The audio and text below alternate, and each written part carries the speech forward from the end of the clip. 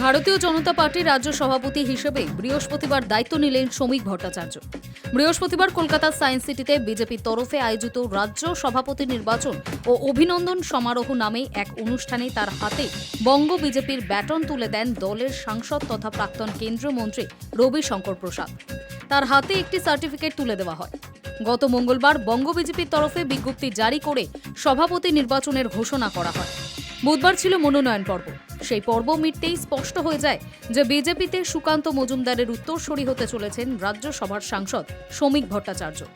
তারপর বৃহস্পতিবার সায়েন্স সিটিতে আনুষ্ঠানিকভাবে বঙ্গ বিজেপির অধিনায়কের দায়িত্ব নেন তিনি।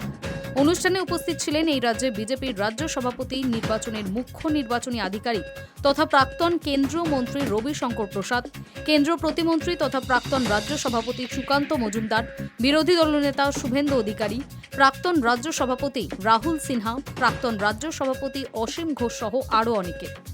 রাজ্য সভাপতি হিসেবে প্রথম বক্তৃতায় তিনি সরাসরি তৃণমূল কংগ্রেস মুখ্যমন্ত্রী মমতা বন্দ্যোপাধ্যায়কে আক্রমণ করেন। তৃণমূলের বিরুদ্ধে তার অভিযোগ, এই রাজ্যের ইতিহাস ভুলিয়ে দিতে চায় রাজ্যের শাসক দল। পাশাপাশি তিনি সংখ্যালঘুদেরও বার্তা দেন।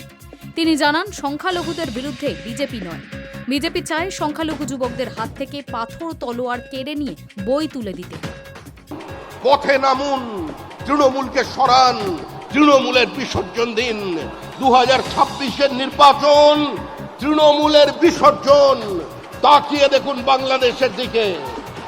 বিরোধী দলনেতা বলছেন, আমাদের রাজ্য সভাপতি বলেছিলেন একটু আগে, বাংলাদেশের শ্রীমতী গান্ধী জন্মদাত্রী ছিলেন বাংলাদেশের। আজকে তার কুশপুত্তলিকা বানিয়ে তার উপর রোজ থুতু ফেলছে, আর তার নামাঙ্কিত লাইব্রেরি 70,000 বইতে আগুন লাগিয়ে দিয়েছে। ইন্দিরা গান্ধী কালচারাল অ্যাসোসিয়েশনকে ধূলিসাৎ করে দিয়েছে। শ্রমিক ভট্টাচার্য আনুষ্ঠানিকভাবে রাজ্য সভাপতির দায়িত্ব নেওয়ার পরই বিজেপির তরফে বার্তা দেওয়া হয় সোশ্যাল মিডিয়ায়। সেখানে লেখা হয়, পরিশ্রম, দেশপ্রেম, সেবাভাব এই 3 শক্তির ভিত্তিতেই দাঁড়িয়ে পশ্চিমবঙ্গ বিজেপির নেতৃত্ব।